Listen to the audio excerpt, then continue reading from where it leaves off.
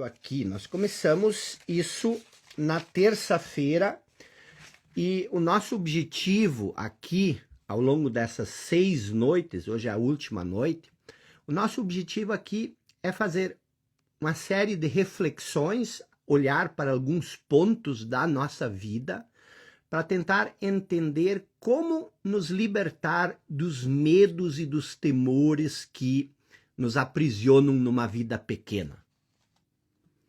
Todos nós vivemos angustiados, sentimento de vazio, de incompletude. A vida às vezes apresenta desafios que parece que fazem com que a vida se torne quase impossível de ser vivida. Como é que você supera esses medos e esses temores? Por que isso acontece? Esse é o primeiro ponto. Segundo ponto, o que fazer para viver uma vida mais leve, uma vida mais natural, uma vida mais espontânea, uma vida com mais plenitude, com mais abundância? O que é possível fazer? Há algo que pode ser feito? A vida verdadeiramente é sofrimento? Nós viemos aqui para sofrer ou nós viemos aqui para viver a vida em plenitude e abundância? E qual foi a nossa proposta de caminho para chegar até o nosso objetivo? Nós traçamos aqui 4 estágios que eu falei que cada ser humano passa ao longo da vida. Nós falamos sobre a consciência, que é o nosso estado original, e eu expliquei lá na aula 1, na aula 2, o que é consciência, não vamos entrar mais nisso, mas a consciência é o nosso eu mais profundo, é a nossa essência interior, é aquilo que nos conecta com o todo. A mente nos separa do todo. A mente, ela nos separa. A consciência nos conecta. Só que nós nascemos nesse estado de consciência pura, só que nós não temos consciência dessa consciência. Nós nascemos inconscientes desse estado de consciência. A queda é quando nós nos tornamos inconscientes e perdemos a consciência da nossa inconsciência. Chega um momento na vida que nós perdemos essa consciência. A parábola do filho pródigo, que eu expliquei outro dia, ela diria assim: você sai da casa do pai, e aí você fica numa terra distante, numa terra estranha. É a inconsciência inconsciente. E esse é o estado, eu até fiz uma enquetezinha hoje nos stories, esse é o estado da humanidade, tá bom? Eu sei que isso choca, eu sei que isso às vezes até cria uma reação negativa nas pessoas, mas isso é normal, é a inconsciência reagindo à inconsciência, à consciência. Então nós vivemos num estado de inconsciência inconsciente. E essa é a grande armadilha. E eu vi lá que pouquíssimas pessoas colocaram que elas vivem no estado de inconsciente. E eu quero retificar isso, tá? Eu quero que você pense muito, que você preste muita atenção, porque esse é o estado em que a maioria de nós vive.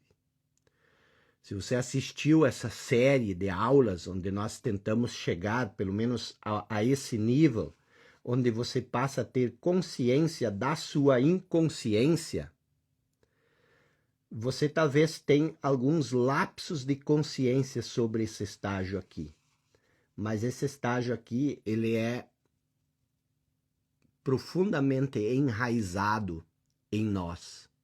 É esse estágio aqui que cria todo o sofrimento. Se você tem sofrimentos psicológicos, se você sofre de medo, se você sofre de ansiedade, medo psicológico, não o medo instintivo. E algumas ansiedades, obviamente, são biológicas, mas a ansiedade que nasce da relação equivocada com o tempo, tudo isso tem sua origem em ressentimento. Se você está magoado, chateado, se você sofre de inquietação, se você se sente incapaz, tudo isso, nós vimos isso, nós explicamos isso, tudo isso nasce do estado de inconsciência. E obviamente que chega um momento em que você desperta para a inconsciência, você entende que você vive num estado de condicionamento que, por exemplo, para você sair desse estado, você precisa ter a habilidade de parar de pensar quando você quer. Você consegue ficar 1 hora sem pensar? Porque senão você é inconsciente. Ah, mas como é que você diz isso? Porque a consciência é um estado de mente vazia. Lembra que eu expliquei isso? O nosso estado normal não é viver com essa voz na nossa cabeça que nós não conseguimos calar. Porque se você não consegue calar a voz na sua cabeça, você não tem controle sobre o seu pensamento. Se você não tem controle sobre o seu pensamento, é o pensamento que te controla. E isso é inconsciência. O que é inconsciência? É a identificação com o passado, com o conhecimento. Todo conhecimento é passado. Então você se identifica com o conhecimento e esse movimento mental, lembra? Eu expliquei disso. Essa voz na cabeça, isso é uma disfunção. É disfuncional. Não é porque todo mundo passa o dia inteiro com essa voz compulsiva na nossa mente que isso é normal, que isso é natural. No estado natural, você é livre para pensar quando você quiser. Você tem a liberdade de pensar. Aqui você não tem liberdade de pensar. O pensamento se impõe, ele é involuntário, ele é compulsivo. Vocês perceberam isso? Então, uma maneira fácil de você saber se você vive no estado de consciência, o que é uma pessoa que vive no estado de consciência? É uma pessoa que vive no estado de mente vazia. Aí você diz, você está inventando isso da onde? Não, isso aqui são cientistas, médicos renomados, ali ele fala wisdom from an empty mind, que significa sabedoria de uma mente vazia, tá? Então, e isso não são livros de autoajuda, tá? Se você olhar, por exemplo, Tomás de Aquino, onde ele trabalhou, isso já foi há 1000 anos atrás, onde ele trabalha ser e essência. Aldous Huxley, que foi um dos maiores escritores na sua época, o Divino em Nós, se você olhar, por exemplo, isso aqui são filósofos, tá? Isso aqui é um filósofo australiano, David Chalmers, a mente consciente, então isso vem daqui, tá? Daniel Dennett, a consciência explicada. Então o que acontece? Peter Russell é muito bom também. Então isso não são coisas de autoajuda ou coisa assim, tá? Mas eu estava explicando aqui, a consciência significa o quê? Você ser consciente. Significa você ter consciência sobre a voz na sua cabeça. Você ter consciência sobre o movimento mental. E preste atenção, o primeiro estágio para sair disso é você se tornar consciente da sua inconsciência. E aí você já tem uma consciência aqui, depois você traz essa consciência da sua origem para cá, tá? Então hoje nós vamos ver esse estágio aqui, a consciência consciente. Então basicamente ao longo dessa série a gente trabalhou esses 4 estágios, isso também é muito importante. Eu falei que todos nós passamos por esses estágios. A maioria das pessoas vive a vida inteira dentro do estágio de inconsciência inconsciente e em alguns dias ou algumas horas antes da morte, a pessoa desperta. Ela desperta para a ilusão da inconsciência. E aí, diante dessa ilusão, ela renuncia à ilusão. Você desperta para a ilusão da identificação com a forma, que é a identificação com as coisas desse mundo, que é o estado da inconsciência. Você desperta para isso e você se torna consciente. minutos antes da morte. Mas o nosso objetivo é alcançar esse estágio de consciência consciente ao longo da vida. Esse é o propósito interior, tá? Então nós já vimos esses 3 estágios e hoje nós vamos trabalhar o 4º estágio. Bora lá? O que acontece? Nós, eu e você, como toda a vida, tudo que é vivo, busca a evolução. Isso é inerente à vida. A vida, ela quer evoluir. A vida, ela sempre evolui. Não existe involução na vida. E aí vem uma coisa interessante. O que é o oposto da vida? Qual é o oposto da vida? Vou mudar a pergunta. Qual é o oposto da morte? O que é o oposto da morte? A maioria de nós pensa que o oposto da morte é a vida. Mas não é. O oposto da morte, olha que interessante.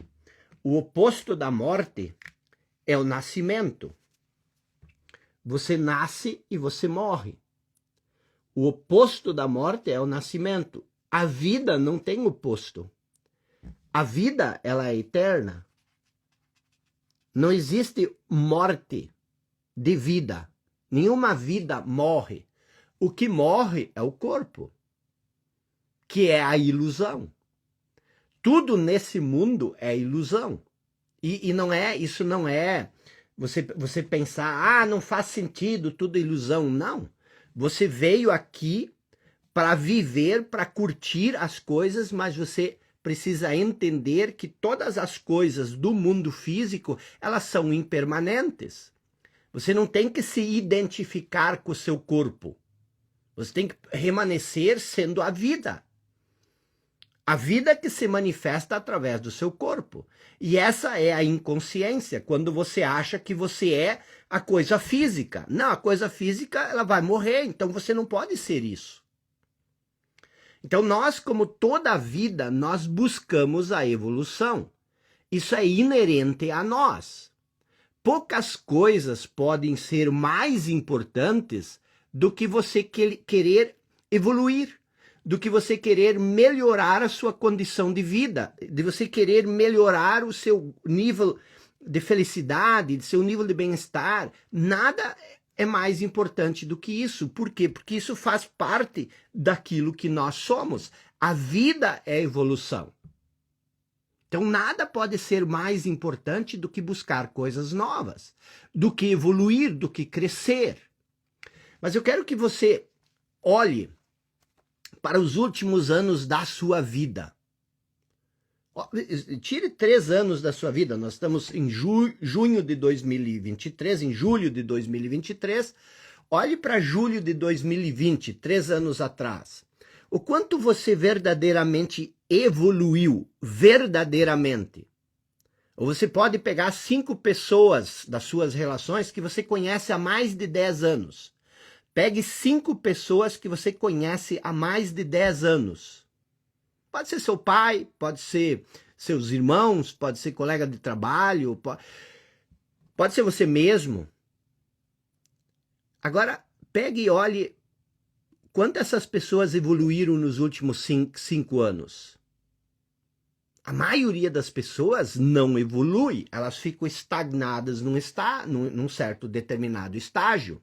E isso cria sofrimento, isso cria dor, isso cria insatisfação. Por quê? Porque o nosso estado é evoluir. É inerente a nós evoluir. E se nós não evoluímos, isso nos afeta. E aí vem a grande questão. O que nos impede de evoluir? Mesmo que o instinto seja evoluir, é provável, preste atenção, isso não é uma profecia, mas é provável que no ano que vem a maioria de nós esteja fazendo a mesma coisa de sempre, em vez de algo melhor, em vez de algo mais alinhado, mais ajustado com aquilo que a gente quer. E qual que é o grande problema disso? O grande problema são os medos, os temores, são os apegos. Porque a gente precisa entender da onde nasce o medo, da onde nasce o temor. E isso nós explicamos ao longo da semana. Então, a maioria das pessoas passa a vida querendo mudar. A maioria das pessoas passa a vida querendo melhorar. E muitas pessoas se esforçam tremendamente para melhorar, para mudar, mas elas raramente saem do lugar. Quantos anos você passou na escola? Quantos livros você leu? Quantas lives você assistiu? Quanto conhecimento você enfiou nessa sua cachopa maravilhosa durante os últimos anos? E isso, na prática, trouxe muita evolução na prática.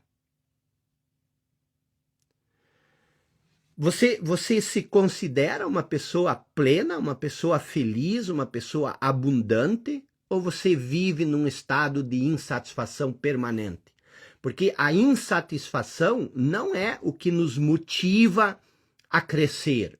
Pode até ser, mas não deve ser. O que nos motiva a crescer precisa ser o entusiasmo. Eu não estou dando essa aula porque eu estou insatisfeito.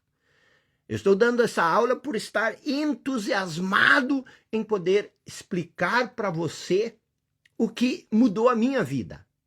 Não é a insatisfação. Eu sou uma pessoa plenamente satisfeita. Eu estou satisfeito. Mas eu quero crescer, eu estou crescendo. Esse crescimento não vem da insatisfação. Ele vem do entusiasmo, ele vem da própria vida. A vida, uma árvore, ela não cresce porque ela está insatisfeita com o seu tamanho. Ela cresce porque isso é inerente à vida. Então, o que acontece? Muitas vezes, parece difícil mudar qualquer coisa em nós por mais do que alguns dias. Eu lembro disso, eu ia na academia, eu não gosto, não sou uma pessoa da academia, eu faço muita atividade física, mas eu não gosto de ir lá levantar peso, de puxar essas coisas, não tem vida nisso para mim. Se você gosta, tá tudo bem, mas para mim não tem. Mas todo mundo dizia que eu tinha que ir para academia, eu era infeliz, insatisfeito e tudo mais. Eu descobri que existem outras maneiras de você se exercitar. Então, o que eu quero dizer? Que muitas vezes, isso para mim era tremendamente difícil. Então, muitas vezes, qualquer pequena mudança que a gente tenta fazer, ela não passa de alguns dias. Mesmo com esforço sincero e com uma ocasional explosão de motivação, o que é uma explosão? Você sai de um evento, de um fim de semana, ou você, alguma coisa te motiva, você assiste um filme e aí você vai ter aquela explosão ocasional de motivação e logo você murcha de novo. Qual é o problema? Por que é tão difícil mudar? Aliás, esqueci de dizer uma coisa para vocês, tá? Não, depois eu falo. Mas é muito importante. Vou anotar aqui até para não esquecer. Vamos lá, então. Por que é tão difícil mudar? As pessoas estudam. Eu estudava. Eu fazia faculdade atrás de faculdade. As pessoas fazem pós-graduações. As pessoas fazem graduações. As pessoas passam 4 anos sentados numa cadeira de direito, de faculdade de direito, e depois não conseguem passar a prova da OAB. Quando passam na prova da OAB, ficam às vezes 5 anos ganhando 2, 3 mil reais. O que falta em nós? Por que nós não conseguimos crescer? Por que apesar de todo o nosso esforço, muitas vezes praticamente tudo continua o mesmo? Apesar das nossas melhores intenções, mudar parece algo extremamente difícil. Por quê? Existem 2 razões. Eu quero que você escreva essas 2 razões. Por que mudar é tão difícil? Primeiro, porque nós tentamos mudar as coisas erradas. Esse é o primeiro ponto. Você busca aquilo que você quer no lugar errado. Você busca aquilo que você quer onde isso não pode ser encontrado. Isso é o primeiro ponto. O segundo ponto, nós tentamos mudar as coisas de maneira errada. Primeiro nós tentamos mudar as coisas erradas, depois nós tentamos mudar as coisas de uma maneira errada. Então vamos entender o primeiro ponto, tá? O que é tentar mudar as coisas erradas? Eu quero que você olhe para esse círculo, tá? Esse círculo aqui, ele é um círculo bem badalado, tá? O que esse círculo diz? Eu sei que aqui tá invertido. Mas o que eu quero que você entenda? Eu quero que você tente adequar isso para a sua vida, para ver se isso é verdadeiro ou não. Olhe para esse círculo. Existem 3 níveis, ou 3 pontos, onde nós buscamos mudar, ou pelo menos criar a mudança. Primeiro ponto, e esse é o mais comum, eu acho, a gente quer mudar os nossos resultados. Esse é o ponto mais comum. Você se foca, você quer mudar os seus resultados. E as pessoas te estimulam a criar uma mudança nos resultados. E a maioria de nós está preocupado em mudar os nossos resultados. Você quer mudar os resultados. O que você quer? Você quer ganhar mais dinheiro. Isso é resultado. O dinheiro é consequência. O dinheiro é resultado. Você quer mudar de trabalho. O trabalho que você está é um resultado. Você quer ser mais feliz. A felicidade que você sente é um resultado. Você quer perder peso. O peso que você tem é um resultado. Você quer concluir a faculdade ou você quer sair da CLT. Sei lá o que você quer fazer. Mas a maioria das pessoas, quando pensa em mudar, elas pensam em mudar os resultados. Se você tem algum tipo de projeção para o mês de julho, não sei se você faz esse tipo de coisa, ou se você tem alguma projeção para o segundo semestre, ou para 2023, talvez você lembre disso ainda, provavelmente as projeções que você fez, as mudanças que você quer, estão associadas à mudança de resultados. Esse é um ponto onde nós nos focamos quando nós queremos mudar. Então, anota aí, nesse ponto, nos resultados, você quer mudar aquilo que você obtém. O resultado que você obtém. Eu preciso mudar meus resultados. Eu preciso mudar meus resultados. O foco está em mudar os resultados.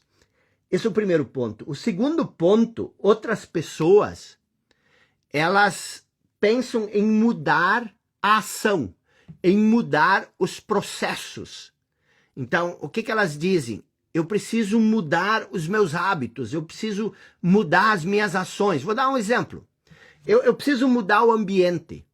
O ambiente é um método, não é um resultado, mas é um meio. Eu preciso mudar os meus meios, os meus métodos. Eu preciso mudar meus hábitos. Mude seus hábitos. Quem nunca ouviu falar isso? Mude seus hábitos e você vai mudar a sua vida. Ou você mudar a sua alimentação. Mude sua alimentação. Mude seus relacionamentos. Acorde mais cedo. Isso é uma ação. Tome banho gelado. Leia um livro por mês. Tudo isso são mudanças da sua ação. Tudo isso é um ponto onde as pessoas se focam para mudar. Vá para a academia, saia da CLT, abra uma empresa. Então nós temos o primeiro ponto, que é o foco nos resultados, e ali você quer mudar o que você obtém. O segundo ponto são as ações, os métodos. Aqui você quer mudar o que você faz. Então você acha que mudando o que você faz, você vai ter a mudança que você quer. Então, o segundo ponto são coisas relacionadas à sua rotina, à sua dinâmica. Como eu escrevi aqui, são seus métodos, seus sistemas. Nesse ponto, você quer mudar o que você faz. E existe um outro grupo de pessoas que se focam num terceiro ponto. O terceiro ponto é a mudança da sua identidade. Quem nunca ouviu isso? Esse nível. O que é mudar a sua realidade, a sua identidade? É mudar as suas crenças. Faça uma reprogramação mental. Mude o seu modo de pensar. Elimine as crenças negativas. Mude a sua autoimagem. Desbloqueie a sua mente. O que é a sua identidade? A sua identidade, nós vimos isso. Identidade é identificação. A sua identidade são as suas crenças, as suas convicções, os seus valores, os seus rótulos com os quais você se identifica. São as coisas, a identidade são as coisas com as quais você se identifica. Você não nasceu com crenças pré-definidas. Você hoje pode ser um cristão fervoroso. Mas se você tivesse nascido lá no Oriente Médio, e se os seus pais não tivessem sido cristãos, se a sua comunidade em que você cresceu não fosse cristã, você não seria cristão. Quase com certeza absoluta. Então, se você hoje é um cristão fervoroso, você não nasceu um cristão fervoroso. Você foi condicionado a ser um cristão, e não tem nada de errado com isso. Só estou querendo chamar atenção para essas coisas, porque muitas vezes a gente acha que a gente nasce com isso no nosso DNA. Então, toda crença, incluindo aquilo que você pensa sobre si mesmo, é aprendida e condicionada através do quê? Através das experiências do passado. Então, a sua identidade é o quê? A sua identidade é o seu passado. Você se identifica com o seu passado, isso é sua identidade. A palavra identidade, ela vem de duas palavras latinas que significam ser e repetidamente. Então, a sua identidade literalmente quer dizer ser que se repete. Você é aquilo que você repete o tempo todo. Então, quanto mais você repete um comportamento, mais você reforça a identidade associada a ele. Então, quando nós nos focamos nesse ponto, na identidade, nós procuramos mudar o quê? Nós procuramos mudar as nossas crenças, o nosso modo de pensar. Em outras palavras, como identidade é algo com que você se identifica, você acredita que você é as suas crenças. E isso é, a inconsciência. Então, aqui nesse terceiro ponto, a ideia é mudar as suas crenças. Você tenta mudar crenças limitantes, você tenta desbloquear alguma coisa em você, você tenta reprogramar sua mente e todas essas coisas. Essa é uma terceira forma de querer mudar. Então, o que você quer mudar quando você tenta mudar a sua identidade? Você quer mudar aquilo que você acredita. Então, eu acredito que eu sou incapaz, eu preciso mudar isso. Então, nós temos esses três pontos onde a maioria das pessoas se foca quando elas tentam mudar. Isso faz sentido para você? Então, se você olhar para esses três pontos, quando você pensa em mudar, o que você verdadeiramente pensa? Você pensa em mudar os resultados, que se refere àquilo que você obtém. Você pensa em mudar as suas ações, os seus métodos, as suas rotinas, que se refere àquilo que você faz. E você tenta mudar a sua identidade, que se refere ao que você acredita. Basicamente, todas as pessoas que falam sobre mudança falam sobre esses três pontos ou não? E se você segue muitas pessoas que trabalham com desenvolvimento pessoal, você até pode saber onde elas se focam. Fulano se foca em resultados. Fulano diz você tem que mudar a sua ação. O fulano diz você tem que mudar o seu pensamento. Agora, o que você precisa entender? Você precisa entender como funciona a nossa mente. Vamos supor, o que é a identidade? A identidade são, eu chamo isso de moldes mentais. O que são moldes mentais? Moldes mentais são as crenças, são padrões mentais. Esses padrões mentais, eles criam Os moldes mentais, eles criam o quê? Criam modos de percepção. As suas crenças, o seu modo de pensar, ele cria uma maneira de você perceber as coisas. O modo de você perceber, ele cria sistema de comportamento. Sistemas de comportamento, o que são sistemas? Você sempre repete a mesma coisa. A maioria das pessoas sempre repete o mesmo tipo de comportamento. Os sistemas de comportamento, eles criam os resultados. Então, o que você tem que entender? Você tem que entender que são os seus moldes mentais que criam os seus modos de perceber a si, a realidade. E esses modos de pensar, eles criam o seu sistema de comportamento que cria os seus resultados. Se são os moldes mentais que criam os modos de pensar, que criam os sistemas de comportamento e que criam os seus resultados, logo, quem cria os seus resultados é o seu modo de pensar. E os seus resultados, então, confirmam o seu modo de pensar. E isso fecha um ciclo.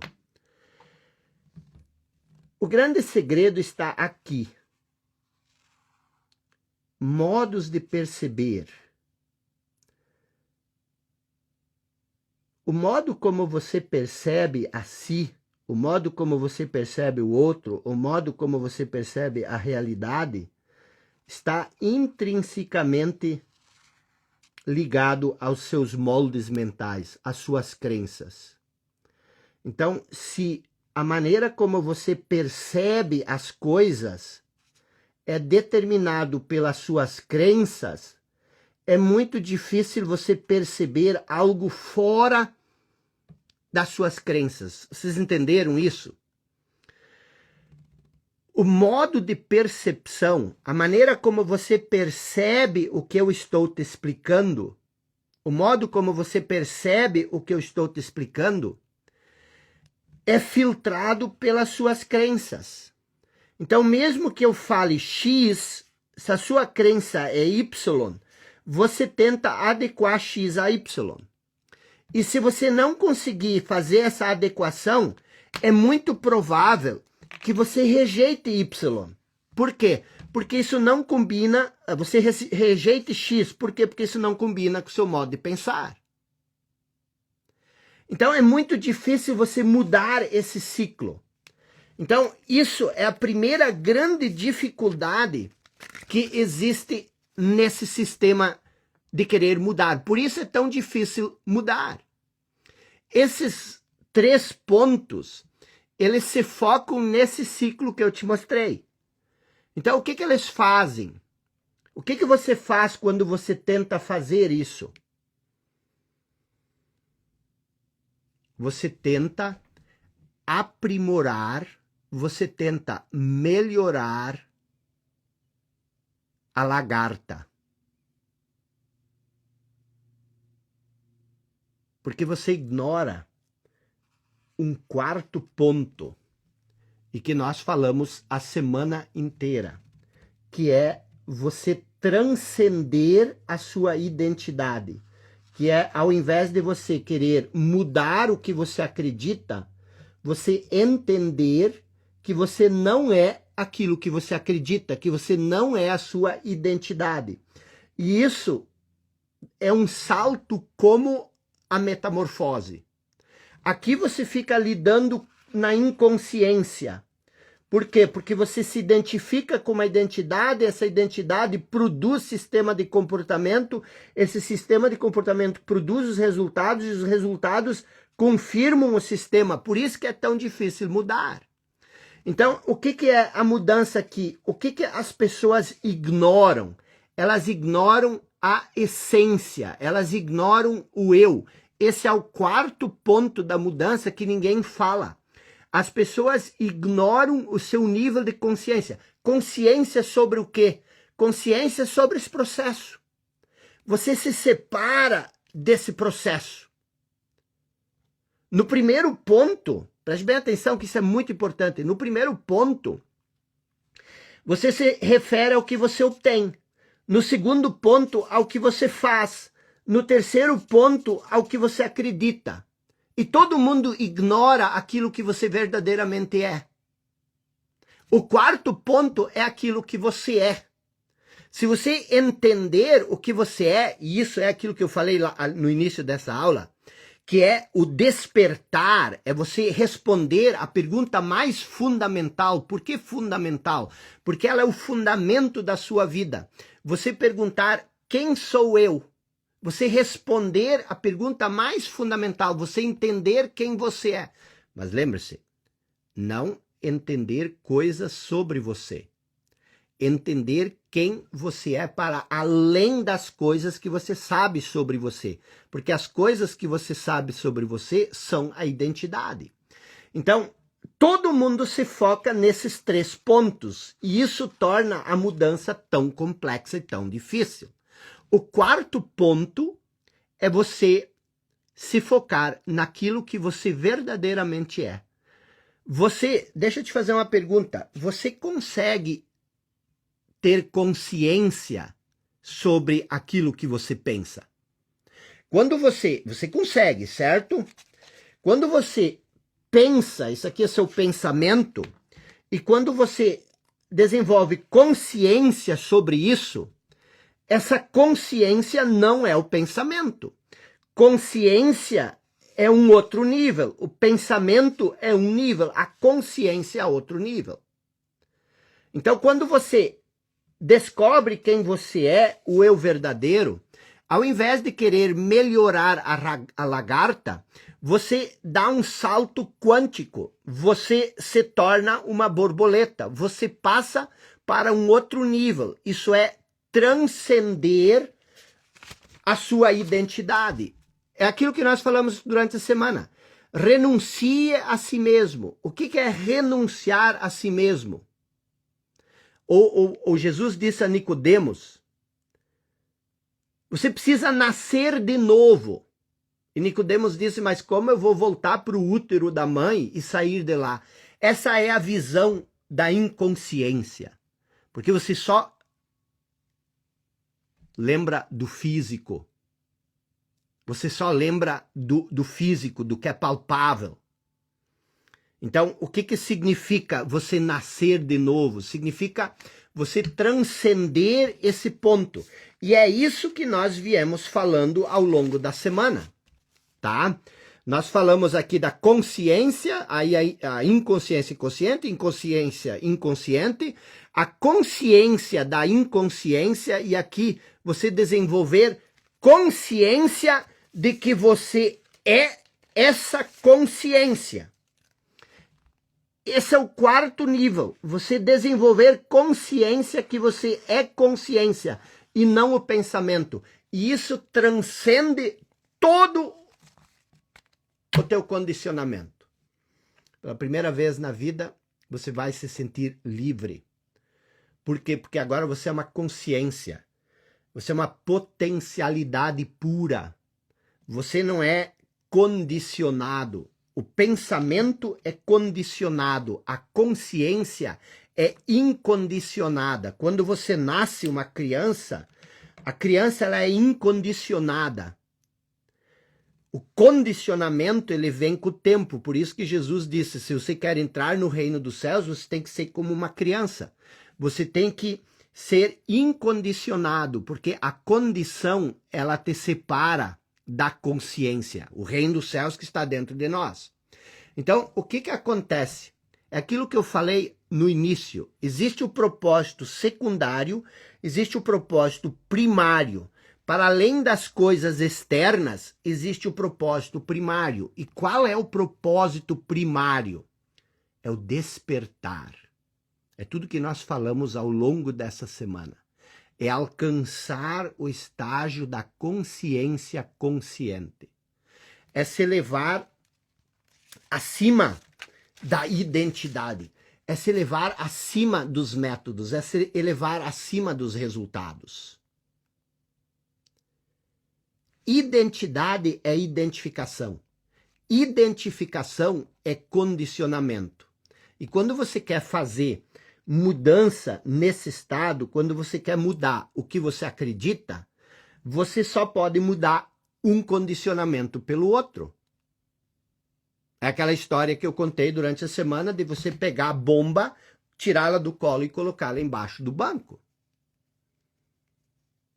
O que nós estamos propondo aqui? Transcender todos esses processos e você se tornar a consciência pura, a potencialidade pura. É tornar-se aquilo que você é em essência. Ou, voltando para a parábola do filho pródigo, é você voltar para casa. É como disse o grande poeta T.S. Eliot. Ele disse o seguinte, presta atenção que isso é muito profundo, as pessoas não entendem isso. Não cessaremos de explorar. Não cessaremos de explorar. E o fim de toda a exploração é chegar onde começamos e conhecer o lugar pela primeira vez. Poeta maravilhoso, um dos maiores poetas de todos os tempos, o que ele disse? Ele disse o seguinte, não cessaremos de explorar, nós vamos explorar tudo isso, para no fim chegar onde começamos, a consciência. E aí conhecer o lugar pela primeira vez, porque aqui nós somos consciência, mas nós não conhecemos ela. Consciência consciente. Não cessaremos de explorar. E o fim de toda a exploração é chegar na consciência, onde começamos, e conhecer o lugar pela primeira vez. Olha que coisa maravilhosa. Ou como disse Jesus, conhecerás a verdade e a verdade vos libertará. Aqui você vive na verdade, uma criança vive na verdade, uma criança recém-nascida, sem condicionamento, sem falso eu, ela vive na verdade, mas ela não conhece a verdade. Você precisa conhecer a verdade, conhecer que você é consciência e não todo condicionamento, renuncie a si mesmo. Se você conhecer a verdade vai te libertar. Sempre lembre disso, não cessaremos de explorar. E o fim de toda a exploração é chegar onde nós começamos e conhecer o lugar pela primeira vez. Isso pode ser antes da morte, mas isso pode ser hoje, isso pode ser amanhã. Você pode fazer isso em vida. Que maravilhoso. Isso é o despertar. O que é o despertar? O despertar é uma mudança no estado de consciência que ocorre com a separação entre pensamento, que são as crenças, convicções, identidades, e a consciência. Ou seja, você tem aqui as suas crenças, as suas convicções, as suas identidades, isso é a sua mente, e você tem a consciência. E você separa esses dois. Hoje você vive preso aqui, você acha que você é isso aqui. Você traz uma outra dimensão, que é a consciência. E qual é a mudança que ocorre quando isso acontece? Ao invés de você estar perdido na mente, no seu condicionamento mental, ao invés de você estar perdido nos seus pensamentos, ao invés de você estar perdido na sua identidade, você se reconhece, isso é importante, conhecerás a verdade, você se reconhece a si mesmo como a consciência por trás da identidade, por trás do pensamento. Com isso, o pensamento ele deixa de ter controle sobre você. A mente passa a ser uma ferramenta. O pensamento deixa de ser uma atividade autônoma, involuntária, que se apossa de nós e que conduz a nossa vida, que nos arrasta para lá, arrasta para cá. A consciência assume o controle sobre a identidade. E você não para de pensar. Mas você agora, pela primeira vez, tem a liberdade de escolher pensar. Escolher pensar aquilo que você quer pensar. O pensamento perde o domínio sobre nossa vida e se torna um servo da consciência. Esse é o nosso estado natural. Isso é voltar para a casa do Pai. Qual é a relação entre consciência e pensamento, que é a nossa identidade? A consciência é o espaço onde os pensamentos existem. Só que se você se identifica com o conhecimento, se você se identifica com o pensamento, se você se identifica com a mente, você perde a consciência da consciência. E você se torna inconsciente. Esse espaço, a consciência, só passa a existir de fato quando a consciência, esse espaço, se tornar consciente de si mesmo. Uma coisa é você ter consciência da sua inconsciência. Agora você tem consciência de que você é inconsciente. Mas uma coisa bem diferente é o próximo estágio, você ter consciência de que você é a consciência e não o pensamento. Isso é mais profundo ainda. A consciência, essa consciência, aquilo que você é em essência, como eu expliquei na aula 3 ou 4, é a ligação com algo maior que a sua identidade. Que é, você pode chamar isso como você quiser, que é a fonte, que é a inteligência infinita, que é o todo, é a consciência que nos conecta com o todo. Se você não tem consciência da consciência, você é como um ramo cortado da videira. Você não tem mais conexão com o todo. Todas as suas conexões são mentais. A sua relação não é com a realidade, mas com os conceitos, com os rótulos. Então, o que é o despertar? É subitamente você se tornar consciente dos tipos de pensamento que você costuma ter, sobretudo os negativos e os persistentes, aqueles que conduzem a sua vida, que formam a sua identidade e com os quais você pode estar identificado durante a vida inteira e não perceber isso. Quando você se torna consciente, você se torna presente. Você passa a ser a vida e não a condição de vida. A condição de vida é passado e futuro. Expliquei isso na aula 5, não, na aula 4. A condição de vida é uma coisa, a vida é outra coisa. Você se torna presente, você se torna livre, você passa a ter escolha sobre o pensamento. A vida se torna leve, espontânea, natural. Então, por que é tão difícil mudar? Porque nós tentamos mudar no nível da nossa mente, da identidade, ou da ação que nasce do nosso modo de pensar, ou dos resultados que são consequência de tudo isso. Se você não quer acreditar em mim, acredite no velho e bom Albert Einstein. Ele disse que os nossos problemas, os problemas da nossa vida, não podem ser resolvidos no mesmo nível de pensamento. Ou seja, no estado de consciência em que nós os criamos. Os problemas da nossa mente não podem ser resolvidos no nível da mente. Você precisa transcender, você precisa trazer um novo estado de consciência. Isso faz sentido para você? Você consegue captar isso, a profundidade, a transformação que existe nisso? Você consegue perceber isso? Se isso que nós vimos ao longo da semana faz sentido para você, eu tenho um convite muito especial para você. Lembram? Eu tinha dito que eu ia fazer uma loucura geral, uma coisa que eu não queria fazer, uma coisa que vocês têm me pedido muito, eu não quis fazer, eu vou fazer isso, mas vou falar isso só daqui a alguns minutos. Loucura geral, vou fazer. Mas se isso que nós vimos ao longo dessa semana, e que nós vimos hoje, e que nós vimos nesses 6 dias, se isso faz sentido para você, eu tenho um convite muito especial para você.